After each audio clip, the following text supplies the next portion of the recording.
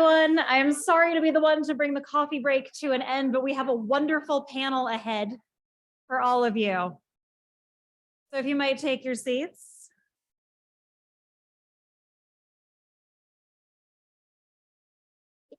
Delightful to see all of you here today. I'm Caroline Batten. I'm assistant professor of medieval English literature here at the University of Pennsylvania. And I am honored to be introducing our next speakers. Our first speaker in this panel today is Montserrat Cabré, who is Associate Professor of the History of Science at the University of Cantabria. She holds a PhD in medieval history from the University of Barcelona. And she's authored a wealth of research on medieval and early modern women's health practices, the history of the body, and the history of women's knowledges. And fittingly, she'll be speaking to us today about healthcare knowledge in the mother tongue, women's medical books in the Crown of Aragon. Thank you so much, Professor Cabré.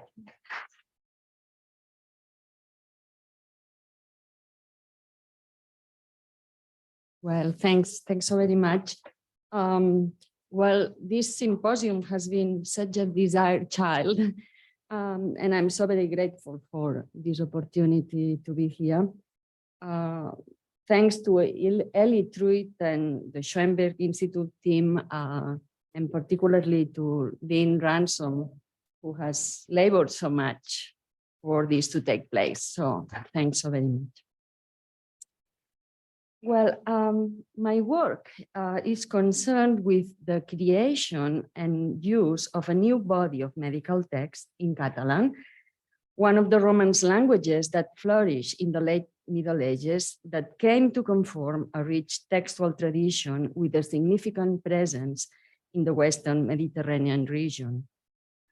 The phenomenon involves a massive increase in the production of healthcare literature, resulting in the creation of a new corpus of text crafted for wider audiences that had no knowledge of Latin or preferred to gain access to medical information in the modern tongue.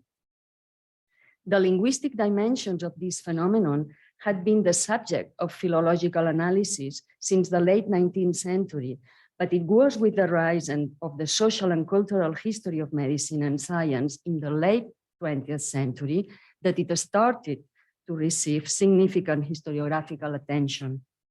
This process not only supposed an important advancement in the circulation of medical texts, but also in the cultural visibility of medicine broadly, and it was fueled by the transformation of a healthcare system that gave rise to different types of medical practitioners and lay people alike who valued medical literacy in unprecedented ways.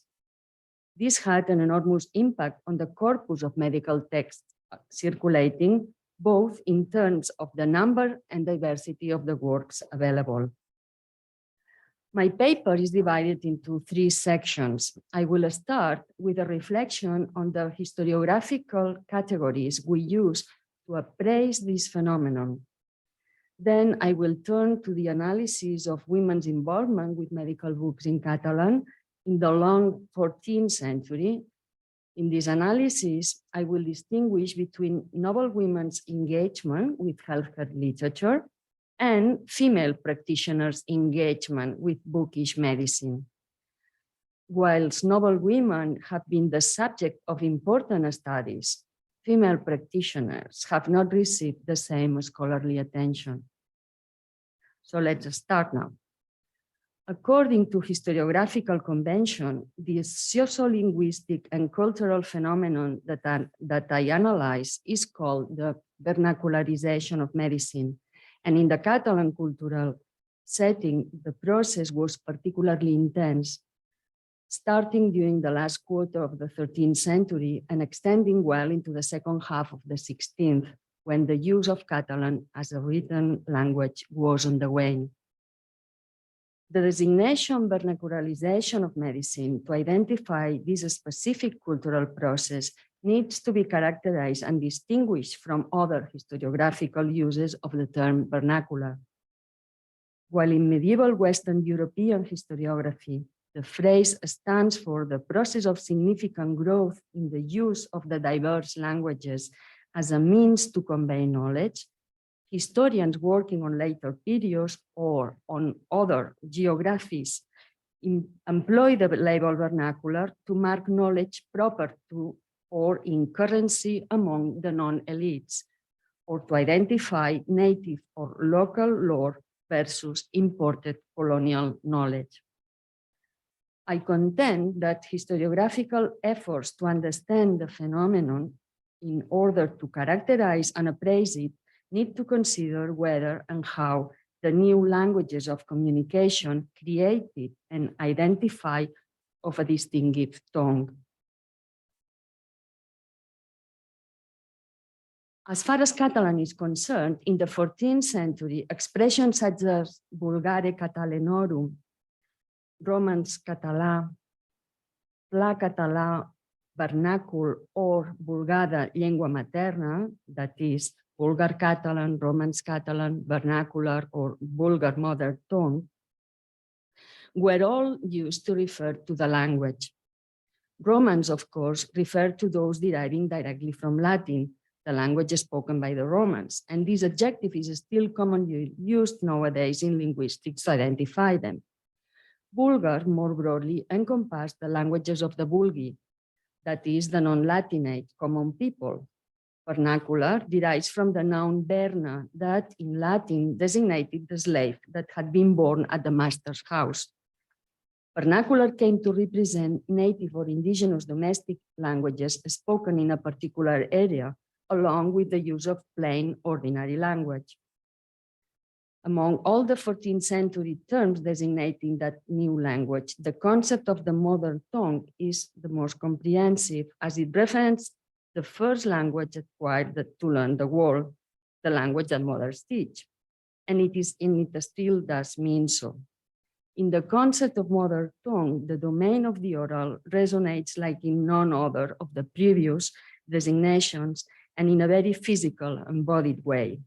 I therefore choose to use it here as a way to designate the new uses of non-Latin languages in the production and dissemination of texts in the late Middle Ages, a process that could as well be called a process of maternalization. And I think it would be interesting to reflect upon what is behind the use of the established historiographical category, vernacularization, that we routinely use as a category that I believe deserves more conceptual work. In the late medieval European-wide process of using the diverse maternal languages to convey knowledge, translation was not the sole epistemic technology being used. Nevertheless, as Luis Cifuentes has indicated, in the case of healthcare knowledge, the earlier phases of the process were characterized by the predominance of translation over the composition of new text, and translation remained of central importance as the phenomenon evolved through the centuries. In the Catalan case, the two earliest extant well-documented medical translations represent the general trends of the technical and practical nature of the newly crafted texts very well as the precise character of the audiences for which they were produced. In 1304, the translation of Teodorico Borgognoni's Surgery by Guillaume Correger, himself a surgeon, states clearly that his aim was to reach non-Latinate, that is, non-university medical practitioners. Only a few years later, another anonymous translation of the same text was produced and revised by physician Bernardo Barriach, here in the slide in a later copy. These are still awaiting editions. But we are fortunate to have a very good edition by Antonia Carré of the Regimen Sanitatis of the royal physician Arnau of Vilanova, translated circa 1308 for Blanca d'Anjou, the second wife of King James II. Her commissioning of a translation indicates how noblewomen were an active force in the production of Catalan medical texts, and in particular of texts on the maintenance of health. Blanca had 10 children and was subject to ill health, dying as a consequence of childbirth soon after her text was made. The book was kept by King James, as it appears in an inventory of his goods made in 1323 on the occasion of his third marriage to Elisenda of de Montcada. And in 1326, he gave Blanca's book to a niece of his new wife, also named Elisenda. It is important to note that this text, being a customatized regimen to care for the king's health, contained no information on women's specific health needs. Nevertheless, there is evidence of 13th century noble women's specific interest in having to hand medical books that considered women's health concerns and their desire to have Catalan books aimed at their particular needs, prompting the production of books for them. An important and in many ways still mysterious text was made by a certain Master Joan, although I am still hesitant after many years of a study of this text as to who this author was. He entitled it Trotula, but it is, He entitled it Trotula, but it is not the translation of the Salernitan Compendium known under that name, but a different text. Master Joan's Trotula was commissioned by an Aragonese queen, probably by Eleanor de Sicilia, third wife of Pere IV, early in the 1370s. And it was done for an Infanta of Aragon, as the prologue indicates, perhaps for her daughter, also called Eleanor. A mother commissioning a healthcare text for her unmarried daughter. The author's alleged intent is, I quote, to show you how to keep healthily and avoid sickness. But in contrast to Arnaud's regimen, the text deals with women's concerns. It also differs significantly from most regimens of health, including Arnaud's, as in that it does not contain dietary advice, something peculiar from ordinary regimens. The text is never presented as a translation, but as a compilation, and yet texts in other languages are clearly behind the four sections of the text. The first deals with the care of the hair and the skin, the mouth and the gums, care of the teeth and of the lips, how to combat bodily odors with nice smells, how to make wrinkles disappear from the face, how to take care of the appearance and volume of the breast, and how to remove wrinkles that have appeared after pregnancy.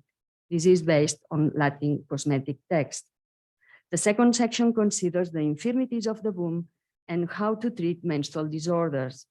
The third and shortest gives counsel and advice on recipes on how to promote sexual encounters and attain sexual pleasure for both partners in heterosexual encounters. And finally, the fourth section is based upon a short text on handling the 6 non-naturals, the Summa de Conservanda Sanitate. It is while connecting the 4 sections when the most intentional voice of the author emerges. Since no Catalan independent translations of the text behind Master Joan's Trotula have been documented, it is reasonable to think that translation labor, invisible labor, as Shireen Hamza has recently called it, was carried out by Master Joan to compose the text. Translation was understood very broadly as a rich and creative process, and the notion of writing or saying in a language what has been written or said in another, the common definition of linguistic translation, could include many forms of textual transference and genres that are not usually categorized as translations, such as the case of compilations. And Caroline Boucher and Geneviève Dunas have drawn attention to this for the case of medical compilations. Even though the unique extant version of Master Joan's text is a neat copy devoid of historical information about its medieval circulation, we have evidence that his text circulated among male barber surgeons, since it is clear identifiable in 1, probably in 2, list of books belonging to these types of practitioners. But also, I believe it could have circulated among noble women when in 1375, Mata of Armagnac asked her mother-in-law, Eleanor of Sicily, to send her, I quote, the good book of medicine that she owns, is tempting to think of Master Yuan's text. In any case, it attests to the possession and circulation of medical books among lay women and how they were exchanged. Additionally, the mysteries of the Trotula by Master Yuan are even more far-reaching. Among French Barber's books, there are 3 copies of one of the components of Master Yuan's text, the gynecological section, entitled in French, Des aides de la mère et de ses médecins.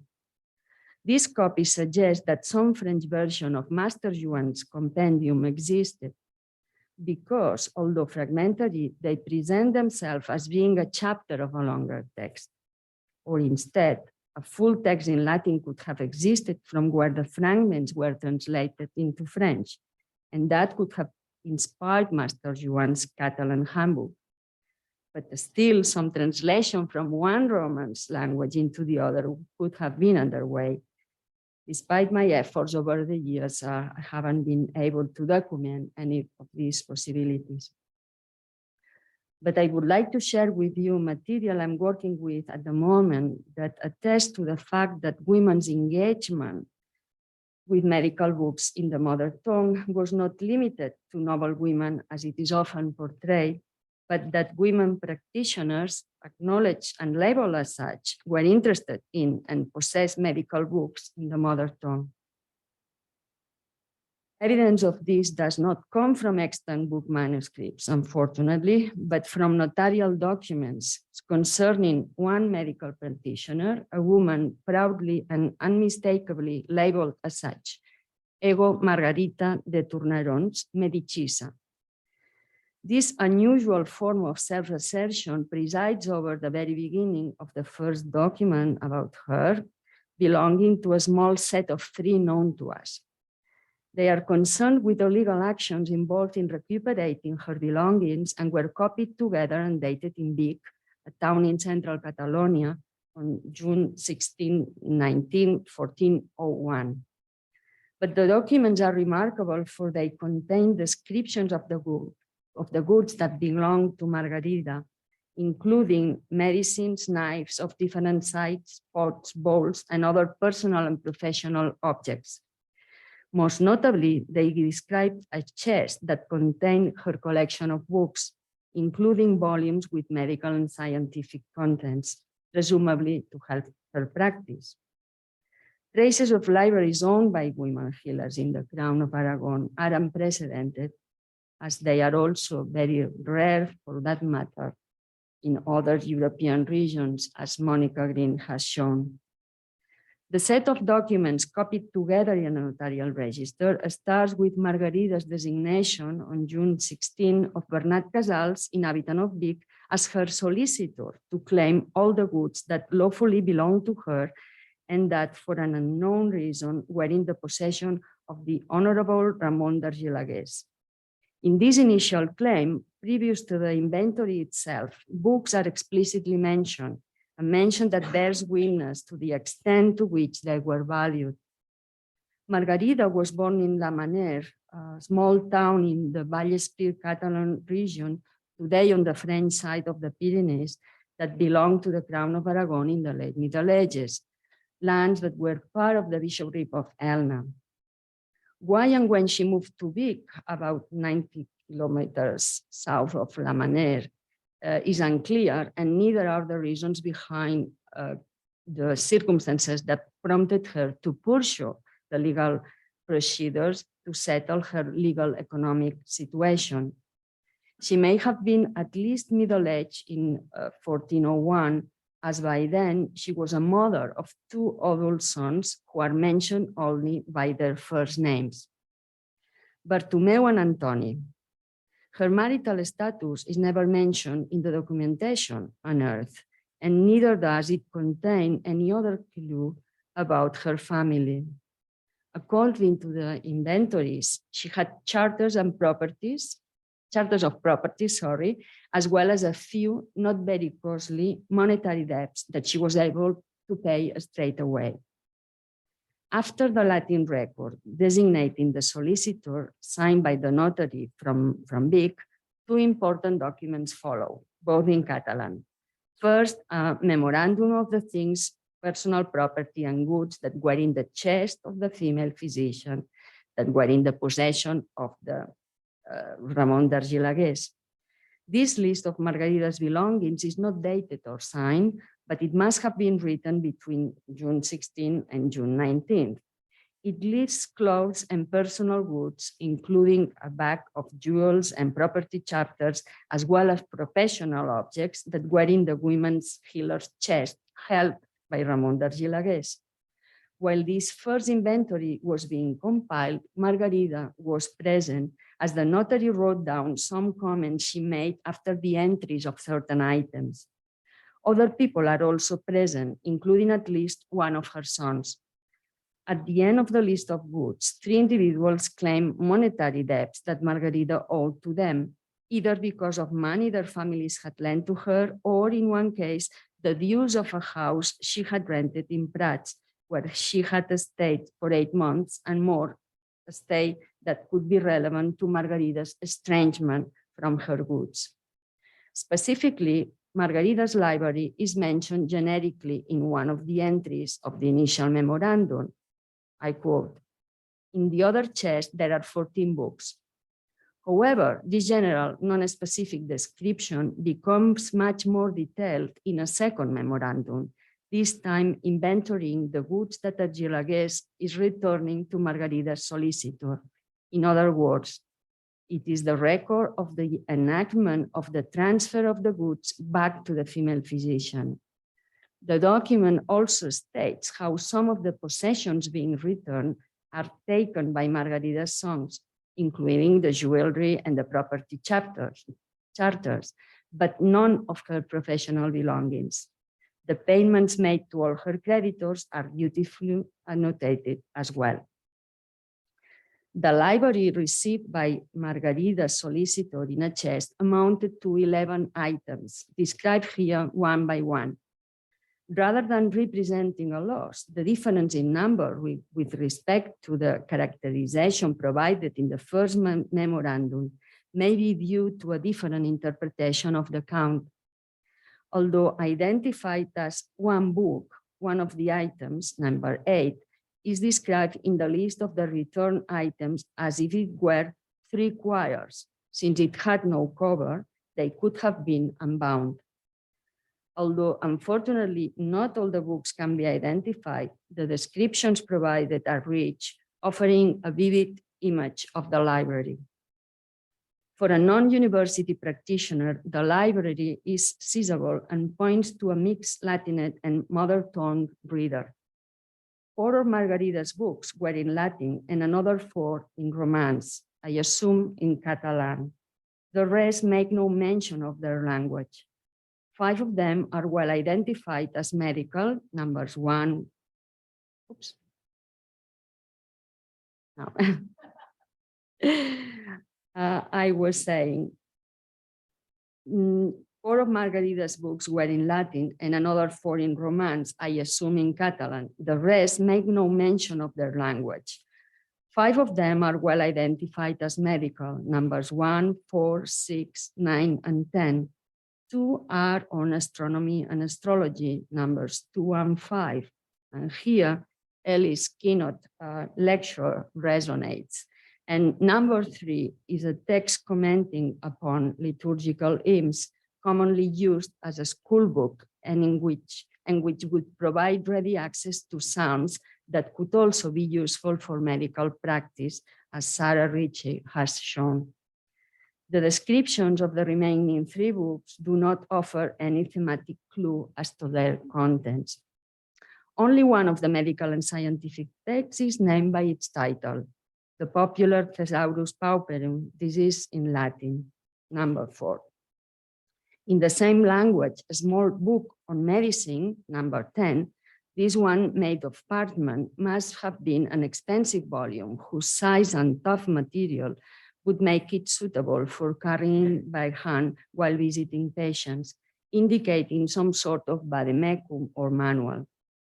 The books of medicines, numbers 1 and 6, however, could be some sort of handbooks, miscellanies containing treatments such as antidotariums, recipe collections or compilations of simple medicines that were very popular among non-university practitioners.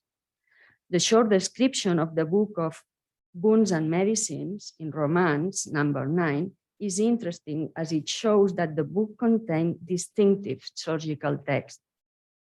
Margarida's bowls, pots, knives, and medicines listed in the inventories, together with her books, reflect the broad general medical and surgical practice of an independent and medically literate medicisa.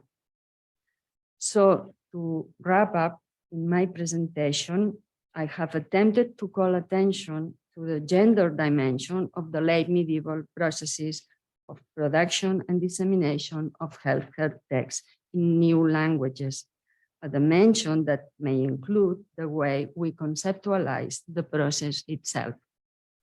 The Catalan example shows that both noble women and female practitioners participated in this process in complex ways. And I believe this has important implications in the way we approach extant manuscripts today. Thank you.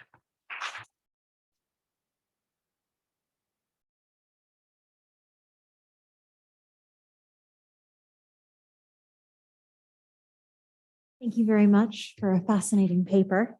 Our next speaker is Jennifer Borland, Professor of Art History at Oklahoma State University.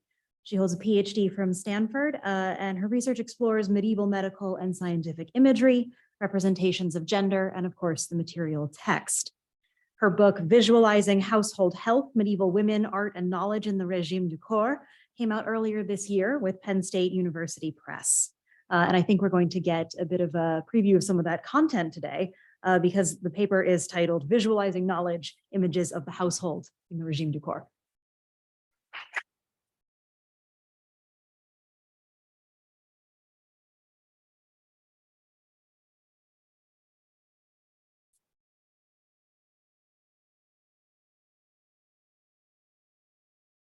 Thank you for that introduction. And of course, I want to say thank you to our excellent organizers of the symposium, Lynn Ransom, Ellie Truitt, and all the wonderful people at Penn Libraries, as well as the symposium's wonderful speakers. It's really been a privilege to be a part of this group.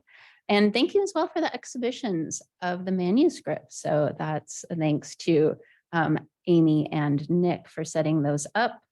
And as a result of the sort of thinking about those manuscripts, I just want to say that if anyone is thinking about being a research fellow or applying for the Schoenberg Research Fellow Program, which I did this past May, it was really wonderful. So I know some of you have done that maybe already in the past, but I just want to say if you are finding interesting things in the collection, you should definitely investigate that program. It's a wonderful thing to be able to hang out with all these people and their books for a month. So. All right, let's move on.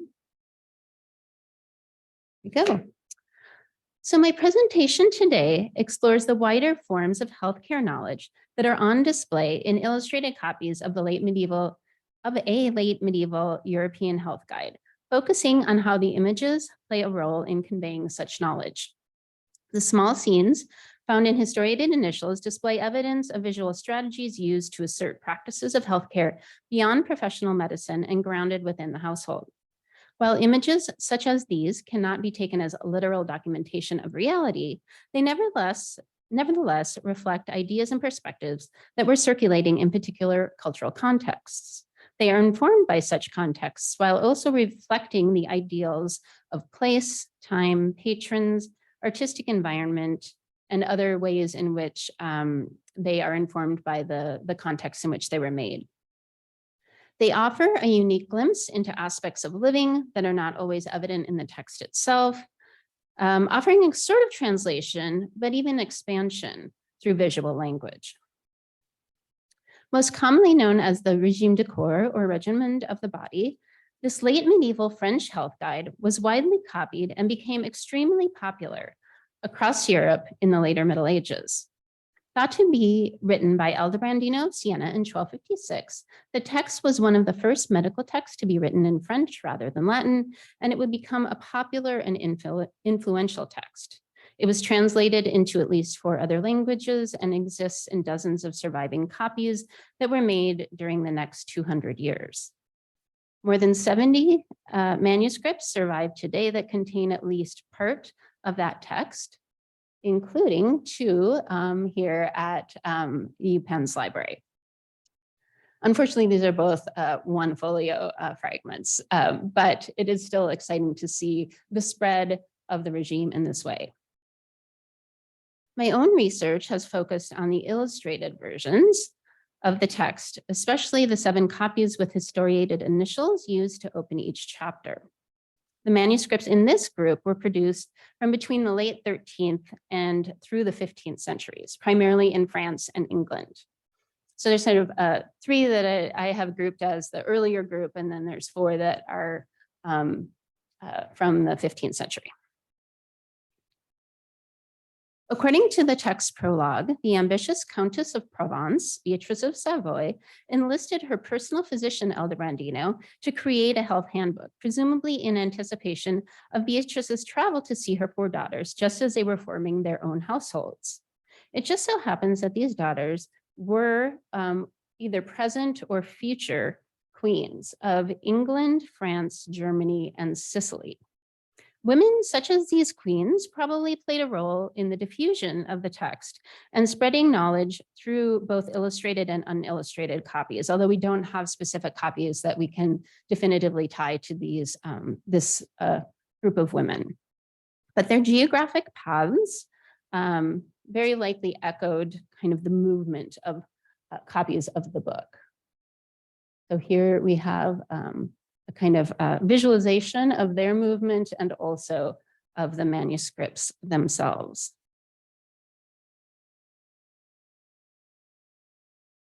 Many of the illustrated copies were undoubtedly ostentatious and elite, some more than others, but many have extensive gold leaf, diverse, brilliant use of color, and ambitious design.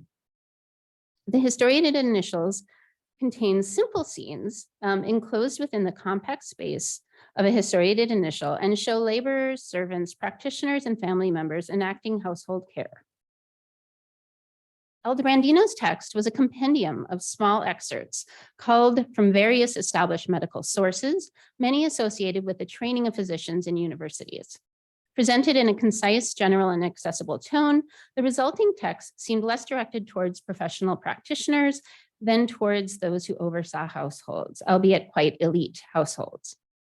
The advice it offers was intended for the maintenance of health and the treatment of minor illnesses in the home, serving as a kind of self-help guide. There are 4 sections or parts included in the text of the regime. The first part deals with the general aspects of preserving health, the second with care of different parts of the body, the third with simples or remedies that included food and beverage recommendations, and the 4th, a short section on physiognomy. Part 1 on aspects of preserving one's health has 21 chapters, including those on topics such as drinking, air, sleeping, bathing, sex and reproduction, care of an infant, purging, cupping, and bleeding. The images in these chapters tend to depict scenes in which activities are taking place or treatments are being administered.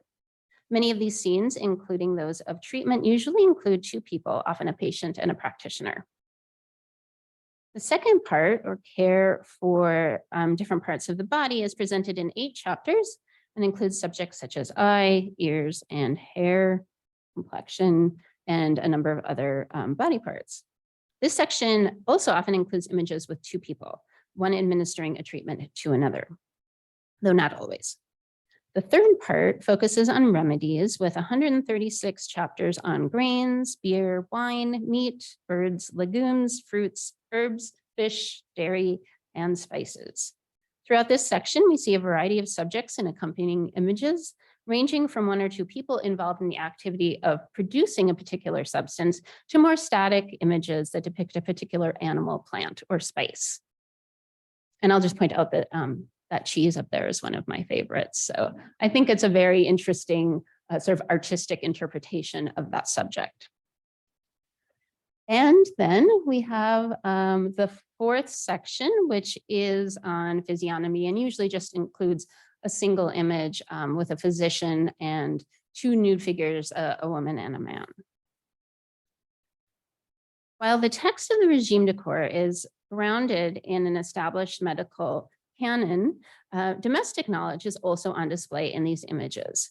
Images that construct a richer view of the household world in which these books themselves circulated. Although forms of healthcare in which women were most frequently involved were often the kind of everyday activities left unrecorded, in the regime illustrations, many different household members demonstrate access to knowledge and status. Female authority is represented through women administering treatments, as well as in scenes of conversation, food and drink production, and other kinds of consultations. In the remainder of my time today, I'd like to highlight some of the specific images from these books to explore how illuminations enhance our understanding of care practices, access to knowledge, and authority in the late medieval household. Many of the activities and scenes that we see in the illustrated regime manuscripts, sleeping, bathing, food preparation and consumption, the disposal of refuse, the delivery and care of children, and medical care took place primarily within the domestic sphere. Most of these activities contributed to care of the body, which Felicity Riddy has argued was the primary purpose of the household. She points out that looking after, quote, the concerns of the household meant servicing the demands of the body, and it was precisely this everyday body that was the focus of the home. I think it's worth noting that these activities essentially addressed as well the non-naturals, the foundational concept associated with humoral medicine that essentially included various environmental factors that impacted health, such as cleanliness, sleep and wakefulness, evacuation, and food or drink. And so phenomena that impacted the body's health were categorized not just as non-naturals, which I think is what we see most reflected in the regime, but also naturals and contra-naturals.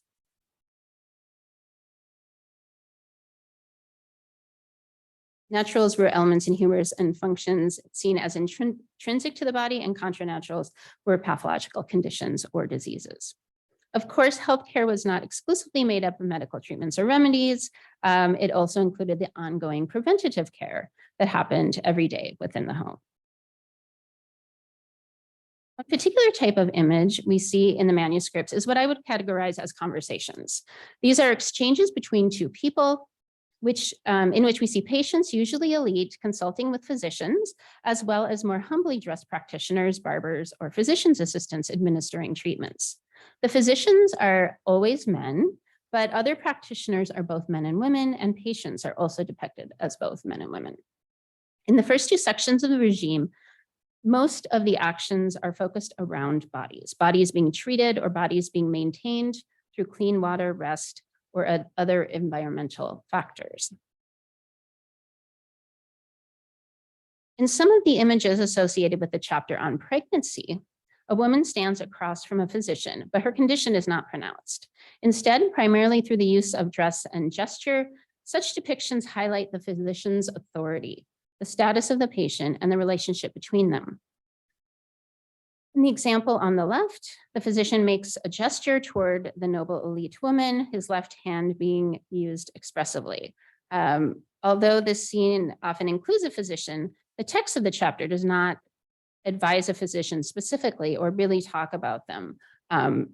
Instead, it is focused on everyday recommendations for the care of a pregnant woman, like avoiding bleeding or purging during the earlier or later parts of the pregnancy, encouraging women towards some foods and away from others, and instructing them to avoid extreme emotional stresses and to seek out joy.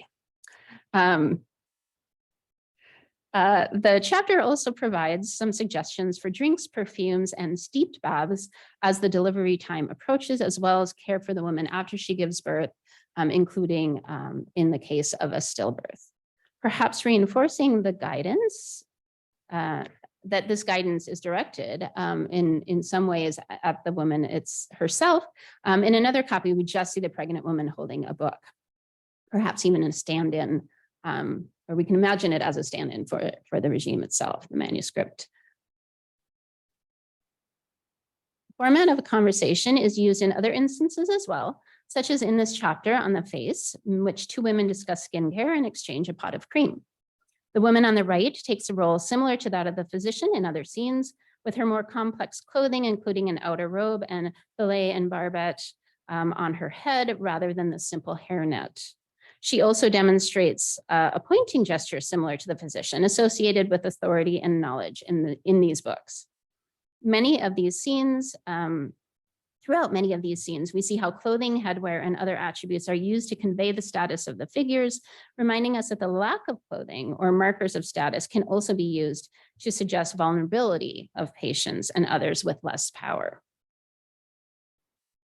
Physicians are also not the only kind of practitioners illustrated, though, for instance, in examples like this scene of bloodletting, we see two rosy-cheeked men. On the left, a seated figure dressed in a red tunic, his head uncovered and his left sleeve rolled up. On the right, the standing figure wearing a shorter blue tunic that reveals his gray stockings and a simple white coif. The practitioner on the right indicates possibly a surgeon or barber rather than a physician. He holds a scalpel to the arm of the patient, which he cradles in his left hand. As the recently cut vein drips blood into the bowl on the ground, the smiling patient looks away. For anyone who's given blood, that might be an accurate representation, right? We also see depictions of female health providers, reminding us of the diversity of medical experience. Some of these women administer treatments that are done by men in other manuscripts, suggesting that women may have been professional healthcare providers in some sense. In other cases, they are probably meant to depict members of a household rather than medical practitioners. There are two regime manuscripts in which we have women administering cupping. In this scene on the left, a woman administers a cup to the back of a man wearing only a coif on his head. Her substantial headdress covers her forehead and includes the thick strap that runs under her chin, a style seen in other, more of the earlier regime manuscripts. And then on the right, we see the female practitioner as well, as she is applying heated glass bells to the bare back of the male patient seated in front of her, drawing out the toxins through suction. This depiction of a woman conducting the treatment is unusual but not unprecedented, and is not limited to the illustrated regime tradition. Numerous scenes of women conducting cupping treatments exist in other medically related manuscripts as well, including a couple of 15th century English manuscripts. Unclothed patients are especially vulnerable, often shown seated as they succumb to the procedures. And the inclusion of women alongside men as practitioners in the regime manuscripts demonstrates the many different types of healthcare that were provided in this period, especially in households in which these books were circulating and in which women were key participants. In thinking about how authority plays out across these manuscripts, images of physicians suggest cultural and intellectual power through dress and gesture, but they less frequently engage in actual procedures, more often lecturing to others without touch. The patients, unclothed, immobile, passive, and often anticipating or in the process of evacuation, we'll get to that in a minute, are overseen and touched by other types of practitioners, such as surgeons, assistants, and women caretakers as well. So there's something going on here, I think, about not just the status of the individuals in each scene, but also how they're kind of engaging physically with one another. Women oversaw households where mundane and even private things happened. Indeed, the luxurious nature of many of these books and the status they afforded owners might seem misaligned with the everyday nature of many of these scenes. For example, chapters on vomiting and purging are also illustrated with scenes of these actions, often with a practitioner offering aid in some way. These may seem like mundane topics, but they were obviously still seen as worthy of depiction. And I have last slide. In the especially elaborate copy of the Regime de Corps at the Morgan Library, so this is an image from that manuscript, a woman is shown aiding another seated woman as she vomits. And in another striking image, we see a poor soul in the throes of vomiting. A very large and multicolored stream rushes from the man's mouth, immediately communicating the content of this chapter. Despite this manuscript's relatively limited color palette, the artist was clearly unencumbered, scaling the vomit to nearly be the same size as the patient's body and removing any background objects that might be distractions. Even if we accept that daily activities of bodies were much more perhaps prevalent and visible in a culture with different demarcations between private and public than we live in today, that does not mean that such activities necessarily had to be illustrated in this manuscript or in these manuscripts. And indeed, in the regime, initials defecating and vomiting are treated as significantly as bloodletting or sleep or any of the other topics. For instance, in the image on the left of purging, one man holds up a cup to the other man who drinks from it. The figure on the right asserts his authority with that common gesture of command. The particular subject of this image might be missed with only a cursory glance, but the diminutive seat and bowl depicted at the lower right of the image clearly indicate the next step of this particular narrative. In contrast, the image of the scene from another manuscript on the right shows a patient actually sitting on the seat. The frankness of these images, even though they reflect the specific context of health treatment rather than everyday activities, asserts a comfort with bodily intimacy when it came to the maintenance of health in the domestic sphere. This was not intended as humorous commentary that we might see in the margins of other types of manuscripts. These are simple matter-of-fact experiences. Authority and knowledge play out in different ways throughout these books, and such images are informed by class, ideals of motherhood, and anxieties about methods of care. In several of the later copies of the regime, the chapter on caring for the newborn is represented by an idyllic lying-in scene, the new mother in her bed with attendants watching over her and seeing to the infant. In another, we get a close-up of the baby being bathed in a basin. I have gone too far ahead with my images. There we go. Sorry, apologies. Yes, so two lying in scenes, and then in the upper left, a scene of a bathing child. Lying in, or the practice of secluding women for 4 to 6 weeks after childbirth, was fairly common by the later Middle Ages, especially in elite households. And of course, this iconography is even used in other genres for depictions of, say, births from the Bible. And so these images evoke a kind of optimism for the birth of a healthy child and the well-being of the mother. But in two earlier copies of the regime, these chapter images focus on a different aspect of newborn care. Two women stand opposite each other in a scene that depicts a potential evaluation of a wet nurse. And as such, when we look more closely, further details illuminate our understanding of this exchange. The woman on our left, who holds out her breast for examination, is dressed in less refined clothing, while the woman on the right is clearly the more elite of the two. The woman on the left offers up her breast with one hand, while the other hand gestures in acquiescence. In contrast, the figure on the right evokes power both through her reach towards the prospective wet nurse and through her other hand's gesture of authoritative direction, a gesture that we've now seen in a few different images. Wet nurses were used throughout Europe in the Middle Ages by some elite families who could afford them, but choosing a good wet nurse was critical, loaded with life and death implications. Aldobrandino of Siena, the author of the regime, warns that an unhealthy nurse can, quote, kill children straight away, pointing to a very real anxiety around this important decision. The different clothing and headwear communicate each woman's social status. The elite woman's gesture also makes clear who has the power in this scene. Scholarship on medieval gesture reminds us that gestures of a scene's actors, while ostensibly directed at their scenic partners, are also addressing the beholder of the image. Thus, the upward pointing of the upper class woman is directed both to her companion and to the viewer.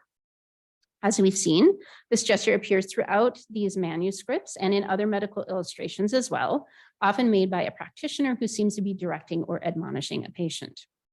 But here, and this is just in this one example, so this isn't something that we see across the regime, but here we see the woman's pointing gesture directs the other woman and us as viewers to look above her as well, at the peculiar mouth-pulling figure who stands in the letter's upper frame, looming in a dark cloak above the noble woman. Although this ominous figure is perplexing and its meaning enigmatic, it boldly engages the audience by directly facing the viewer, despite its marginal status. The dark figure above the scene further reinforces the significance of this moment. While the noble woman's anxious pointing also seems to provoke concern over this chapter's content. The noblewoman may have social power over the woman she employs, but she is ultimately at the mercy of that future wet nurse.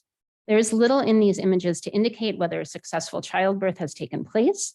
That ambiguity is a key tension and poignancy of this scene, especially for a potential reader also grappling with such difficult decisions.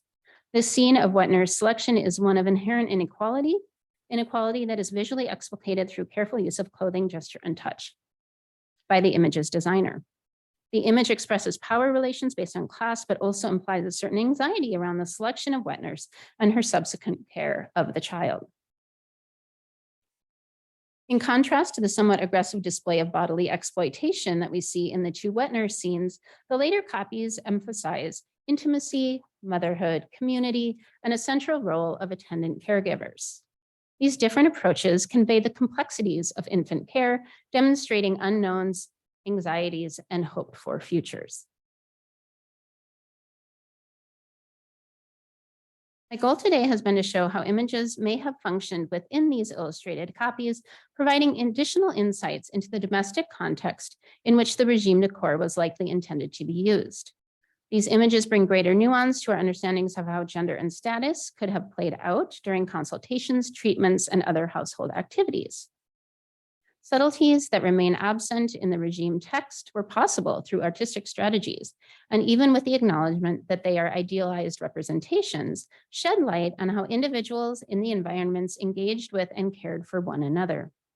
These scenes provide promising glimpses into the different types of knowledge overseen by women within the domestic sphere, a space in which we see complex relationships enacted in order to maintain a healthy household. When we bring these instances together, collectively, they offer a picture of activities that emphasize sophistication of the often seemingly basic images in the regime. Such sophistication is also evident in the open-ended ambiguity of some of the scenes, which speak to the very real state of uncertainty in medieval healthcare on the ground. As such, the unresolved narratives in these initials engaged the reader and moved them into the real world, forcing them to consider the unknowns of healthcare in the realm of reality. Ultimately, these images assert forms of knowledge that circulated beyond professional medicine, knowledge that was grounded in the daily care practices commonly overseen by women. Thanks.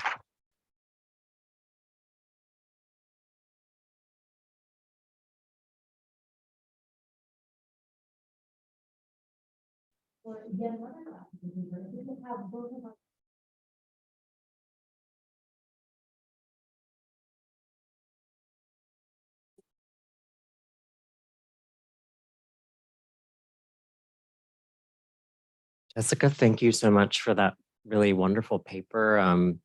It made me think of a couple manuscripts made in 15th century India that also show similar, very intimate scenes with women and, head lice, all sorts of things that are, very personal. But I want to ask you to, and you probably do this in your book, so I should probably read your book, but I'm interested in this misalignment that you spoke of between some of the domestic, we might even call them vernacular, everyday health-related events, and the viewership, and also the gendered aspect of the viewership that's probably implicit. I'm not sure, I'm not a specialist in your material, so it would be interesting to hear more about that mismatch and the power relations that are happening in terms of owning and viewing these manuscripts. Yeah, absolutely. Thank you for that question.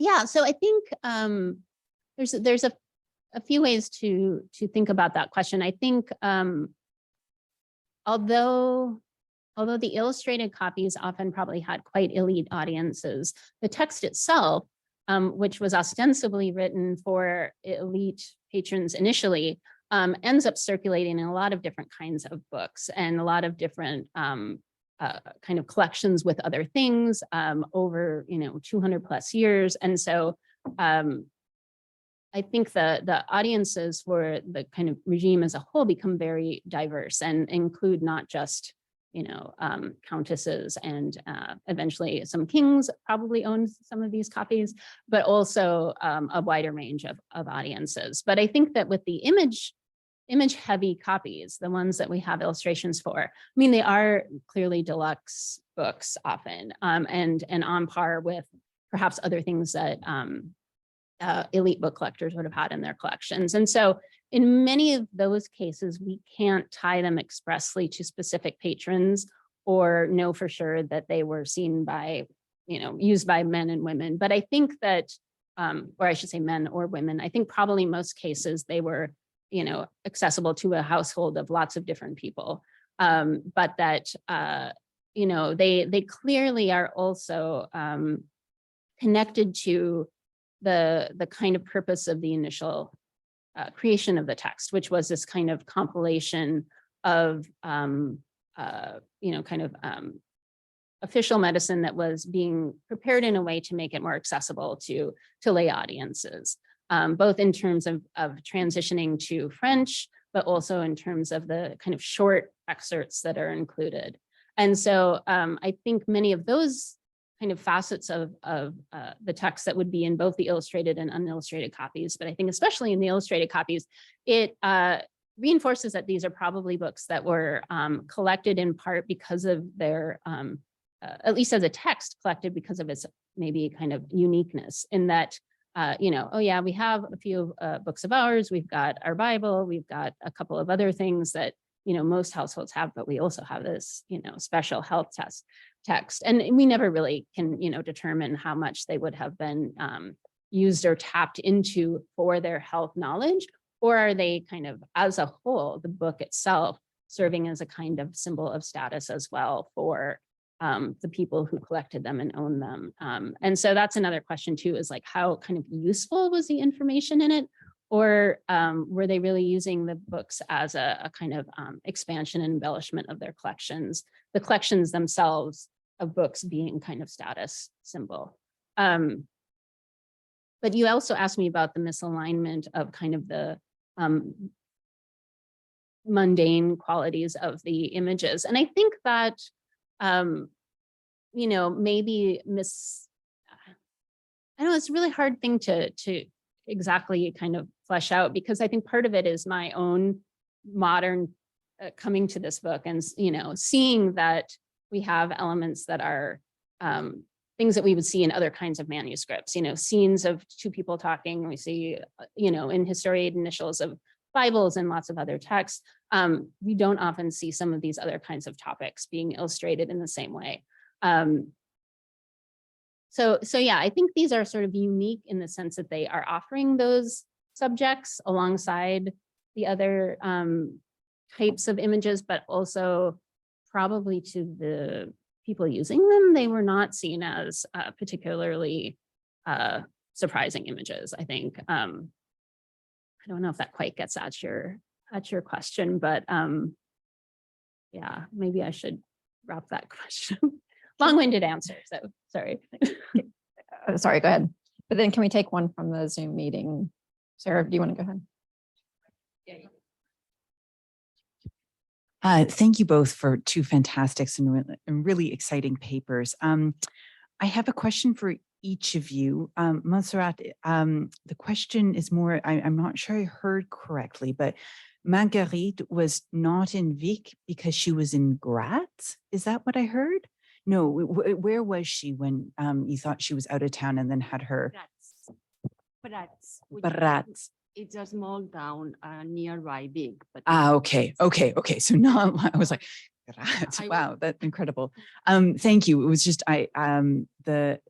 especially inventory and seeing kind of the richness of the books that a woman was owning around the year 1400, I think is just incredible information to kind of tuck into a medievalist's corpus of knowledge. So thank you for bringing that to our attention. And then for Jennifer, thank you so much. What a delight to see all of this material.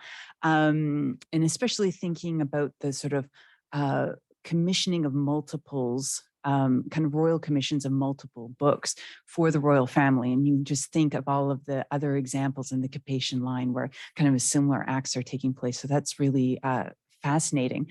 And I was wondering, I just wanted to ask you a bit more about that incredible image of selecting the wet nurse, where there's that clear class distinction that is really explicitly marked in their dress, the two women's dress, and then that figure above. I'm sure you've thought about it a bit more than you felt like that you were able to go into in this talk. So maybe I'll just prompt you to do that. It seems to me it's almost apotropaic and the kind of the direct announcement and that grimacing face. Absolutely fascinating. Thank you. Yeah, thank you. I mean, I think it can mean lots of different things, but I definitely see it in that context as serving to almost kind of mark out that chapter as one that's especially either important or that, you know, the viewer should spend some time thinking about, or that has a kind of loaded quality that is not maybe as present for some of the other kinds of chapters. I have looked at it for a while. I thought it might be a later edition, but the toes are integrated into the letter. So it's, I think he was there originally. And so, yeah, I mean, it brings, it even, you know, sort of has that kind of Gorgon-like quality. I mean, there's a lot of interesting kind of associations, but I think my takeaway has basically been that this, it's kind of a warning of the particularly important nature of this chapter and the selection, and that it can have, you know, kind of ominous negative connotations as well as positive, hopeful ones. And I think it's really interesting that the wet nurse scenes are the earliest two copies, and then eventually we see a more conventional birth scene in later copies. So, you know, I don't know how much we can read into that because I can't connect all these books to each other necessarily. But the idea that, you know, that the kind of tension of that scene was left for and a more conventional kind of heartwarming scene was chosen instead. So, you know, we kind of have to read into that transition. But yeah, I think it's a really interesting page, and, you know, I know there's more that can be said about it. So yeah. Yeah, there's it's actually I have two questions for Montserrat.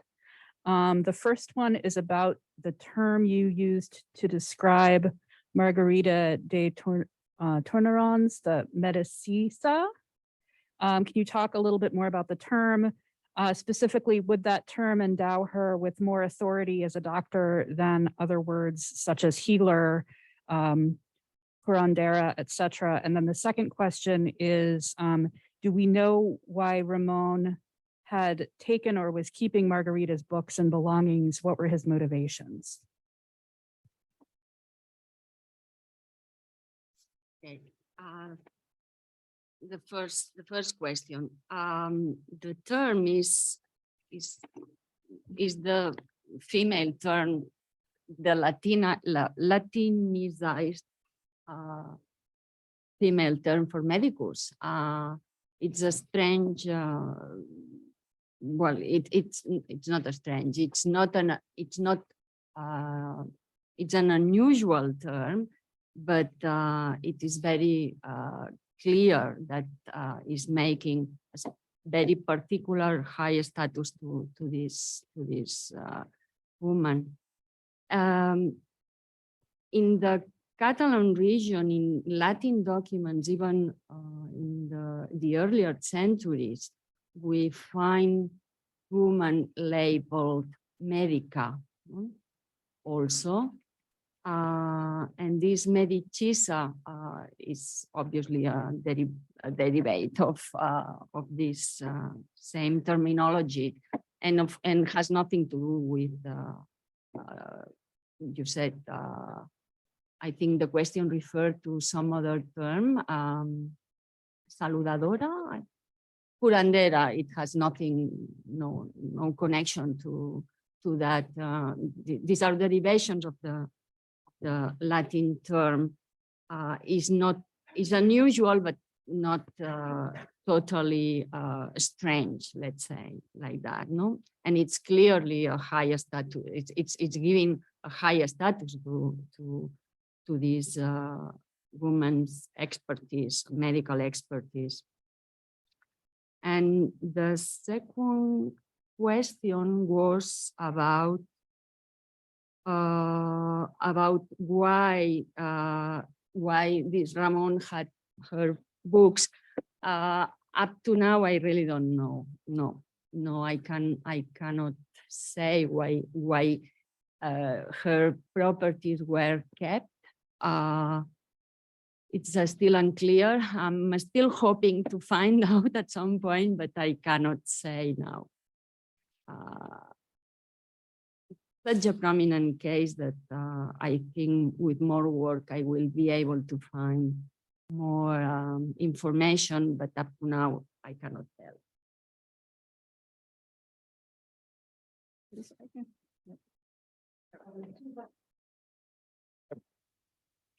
That was fantastic. Thank you, both of you. Just incredible papers. Now, a question for Montserrat is a very brief question. Was Margarida a member of the Guild? And if, or probably you don't know, but if could she have been a member of the Guild of Doctors as a woman? No. No. Okay, that's No, what there was not actually a guild at that moment as such. Because in Florence was a Guild of Doctors was very important. I immediately thought, no, a woman as a member of a guild. It wouldn't be the situation. Okay. I'm in the ground. Thank you. I also have a question for Montserrat, but perhaps it's also a question for more people in this room, because I was really struck by, and I really appreciated your warnings about labeling these texts off the bat as vernacular and talking off the bat of vernacularization. And I also really appreciated Elaine's division of maybe warning us to be careful about mixing up, but sometimes they are related. Linguistic, the two senses of vernacular, one as a linguistic sense and one as a socio-epistemic sense. So I guess, is it useful at all? I'll leave that as the general question for you. Yeah. Well, thank you for this, bringing up this. I really think, as I've tried to say and to bring, I really think we really need to think a little more about this, because we use the term routine in a very routine way, as we knew what it meant, and I think it means different things, and what we want to say could be said in other ways too. And to think why we say in this way and not in other ways, I think it's important to give some kind of thinking, no? Because it's certainly it's a loaded category, and it's been so saturated now that perhaps we should be more careful. And one thing is that I've tried to show is that it's very much a historiographical category. That of course it comes from historical ways that, as far as the category itself refers to a linguistic process, no? And this linguistic process has to do with the identity of languages, and this is how they were identifying with this term.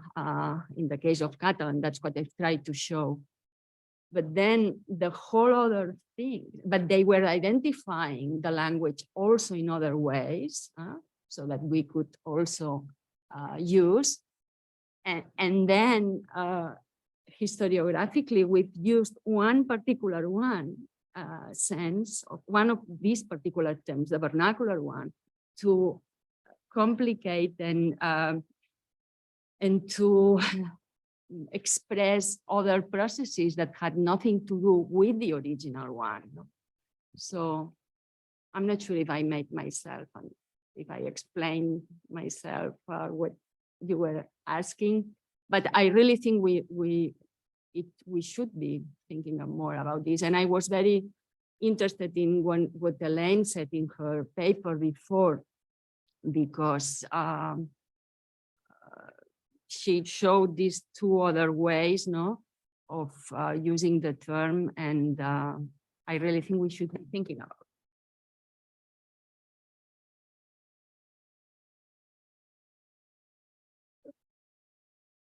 Thank you so much for these wonderful talks. I have a shared question. I was just wondering if you guys could both reflect on this relationship between gender and then preventative text, since both of you talked about regimen or regimen style texts, and maybe beyond some of the things that you've said already, like household or the language in which it was written. So for example, one of the things I was thinking about is that in both of the texts that you guys were talking about, there's references to queens and kind of queens commissioning texts. So maybe how does the like body politic or larger society relate to this very preventative style of writing in terms of gender? Thank you so much.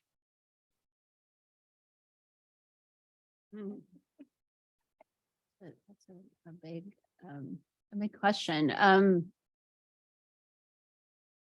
I mean, I think what's interesting is that without that prologue that is attached to some of the text, but is not in all of the copies, that suggests that the text was written for Beatrice and her daughters. There isn't necessarily anything else in many of the books that ties it directly to that patronage, except that in my feeling, the content does, you know, both in terms of the types of things that Aldebrandino is kind of collecting together in the text, and then the types, at least, I mean, you know, some of these books have 200 illustrations, so there's like a lot of images. So I'm kind of picking and choosing which ones to focus on, but I think the ones that have kind of content that relates to the household, they are very clearly engaging with a, you know, kind of a wider range of audiences. It would include women, and I think in the household context, women are doing a lot of the kinds of things that are depicted, but on the other hand, there's nothing that excludes the men of the household from also using these books or being involved in the kind of production of them as well.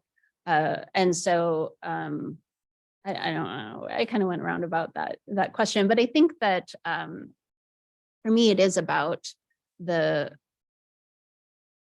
fact that the content and the images reflect an environment of healthcare that seems to align very well with this notion of the, you know, original kind of construction of the images, that these would be, you know, potentially handed down to households and used in that environment. But there aren't specific examples that I can point to where a book was definitely commissioned by a woman or you know, we have some later known owners, but they're often after it was constructed. So yeah, sorry, I've kind of left it up in the air, but I think that there's some interesting things to be said with the way that the books are produced, rather than knowing specifically about their commissioning. Yeah, well, I agree with you, but also I think that your question had to do a little with the genre, or and Oh, right. Yeah. and as far as the genre, I think that it is clear that women were commissioning regimens of health, books for the maintenance of health. Noble women were commissioning, particularly this in the mother tongues. And you have a wonderful example, and Blanca, and I've given in my talk also two more. But it's also true that noble men were also commissioning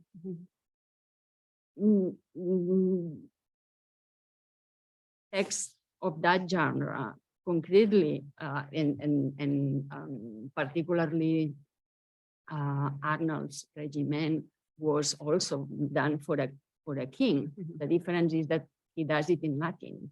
So that would be the situation. But I really think that women's novel women's commissioning of healthcare books is very much they are very much commissioning books for maintenance of health related to the household. That's also the case.